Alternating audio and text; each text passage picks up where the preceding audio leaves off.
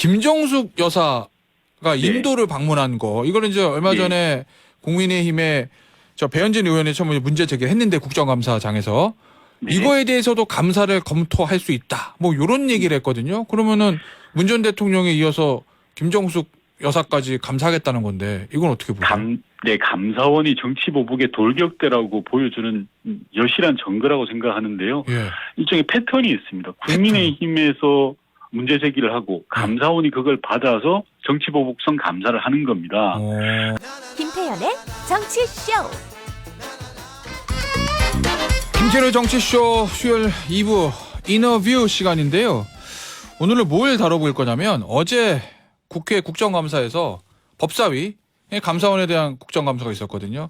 문재인 전 대통령에 대한 서면 조사 이거 가지고 어제 좀 굉장히 좀 충돌이 좀 있었는데 그것 관련해서 일단 문재인 전 대통령의 최측근으로 알려져 있는 청와대 국정상황실장을 지냈던 민주당의 윤건영 의원 먼저 연결해서 저희가 입장을 좀 들어보도록 하겠습니다. 의원님 나와 계시죠?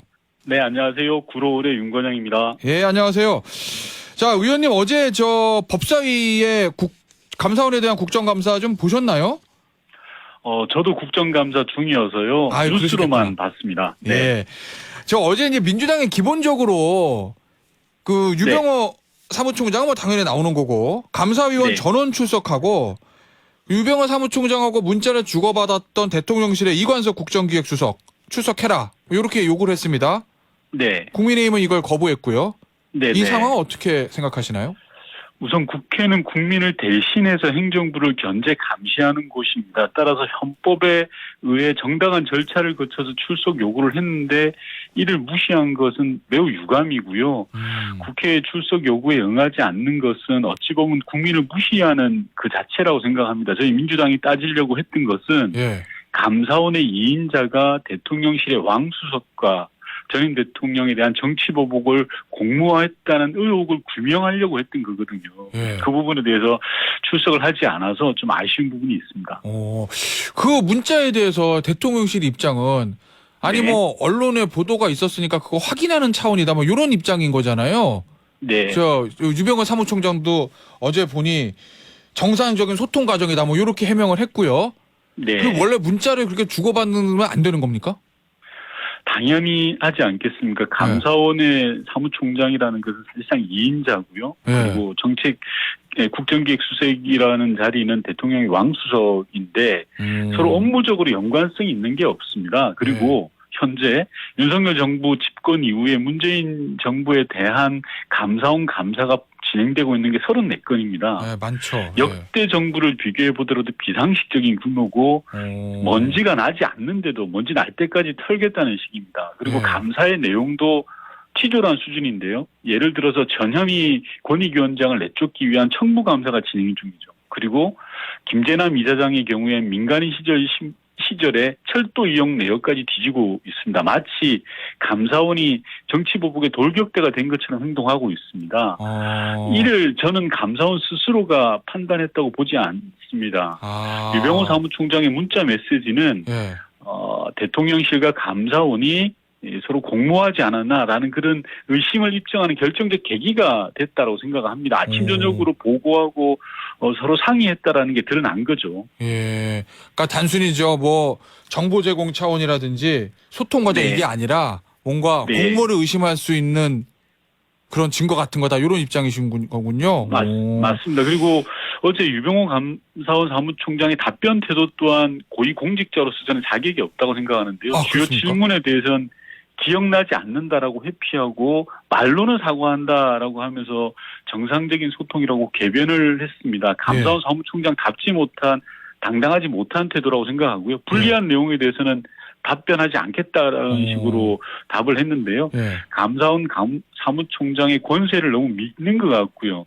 한 가지 윤석열 대통령께서 총애하는 사람들의 특징이 건방지고 오만한 모습을 보이는 것 같아서 좀 많이 걱정됩니다. 아, 그렇습니까? 알겠습니다. 어제 이제 최재 감사원장의 얘기를 우리가 좀 짚어볼 건데 일단 문 전 대통령에 대해서는 문 전 대통령의 불가침 성역은 아니다.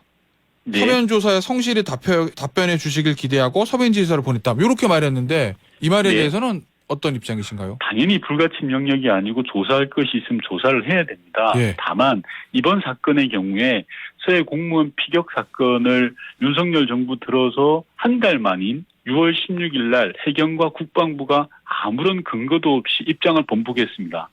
감사원은 마치 기다렸다는 듯이 그 다음 날 감사에 착수했고요. 네. 즉 정치 보복이라는 의심을 가질 수밖에 없는 상황입니다.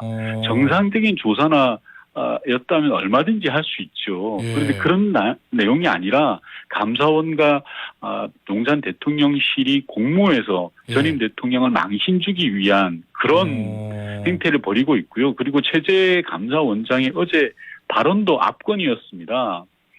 대통령은 또 국민의 한 사람으로서 감사를 요청할 수 있다라고 발언을 했는데요. 예. 이런 발언은 이번이 처음이 아닙니다. 지난번에는 감사원이 대통령의 지원기관이다라는 망언을 했거든요. 네. 저는 원장 스스로가 감사원의 자존심과 품격을 쓰레기통에 쳐박아버린 것, 그런 발언을 했다라고 생각합니다. 알겠습니다. 하나만 더 짚어보죠. 어제 최재 감사원장의 발언 중에서 네. 김정숙 여사가 인도를 방문한 거, 이거는 이제 얼마 네. 전에 국민의힘의 배현진 의원이 처음에 문제 제기를 했는데 국정감사장에서 네. 이거에 대해서도 감사를 검토할 수 있다. 뭐 이런 얘기를 했거든요. 그러면은 문 전 대통령에 이어서 김정숙 여사까지 감사하겠다는 건데 이건 어떻게 보세요?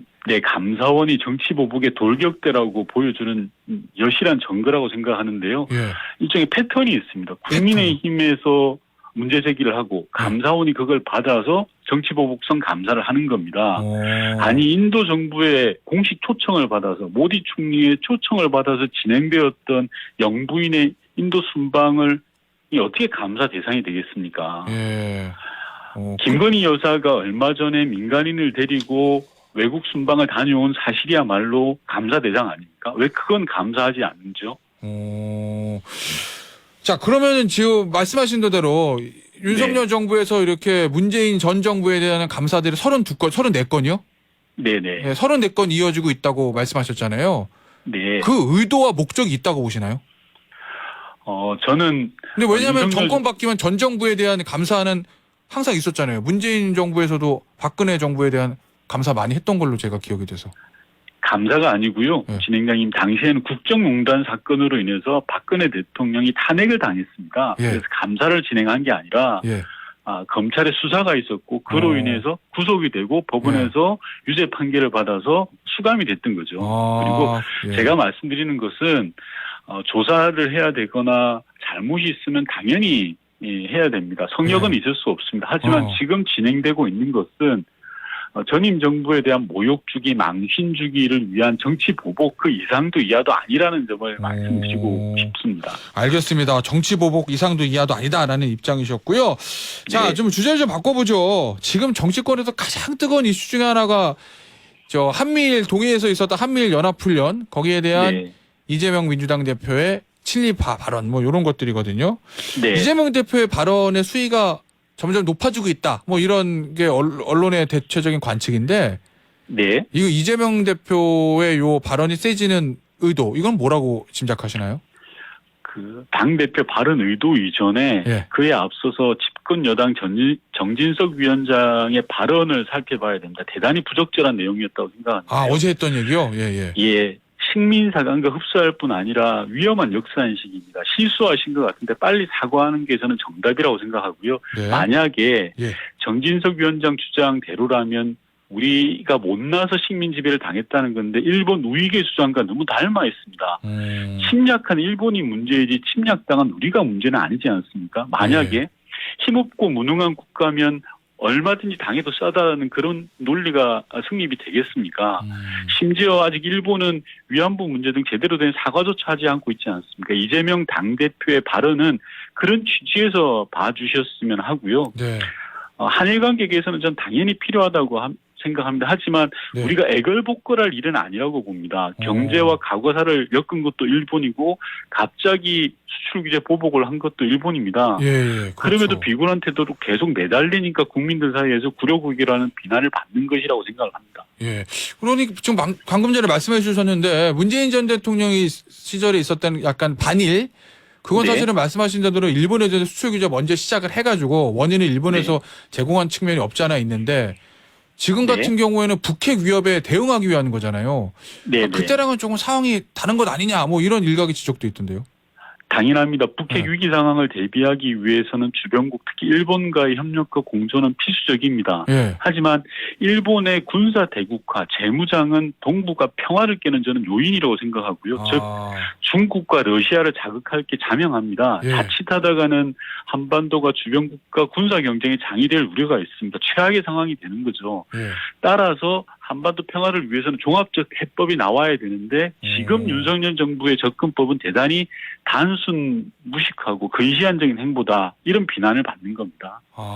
그러면 지금 한미일 군사 합동훈련 네. 이거를 하지 말고 그냥 한미선에서 끝나는 게 맞다라는 입장이신가요, 윤건영 의원께서? 아닙니다. 한미일 연합훈련을 할 수도 있습니다. 할 수도 다만 있나요? 예.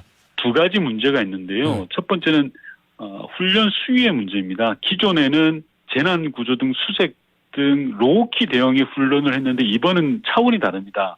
대잠수함 훈련 등 거의 준 군사 동맹으로 보이는 훈련을 하고 있다는 게 문제고요. 예. 두 번째는 훈련 지역의 문제입니다. 다른 지역도 많은데 왜 하필 독도 앞바다에서 하는지가 이해가 되지 않습니다.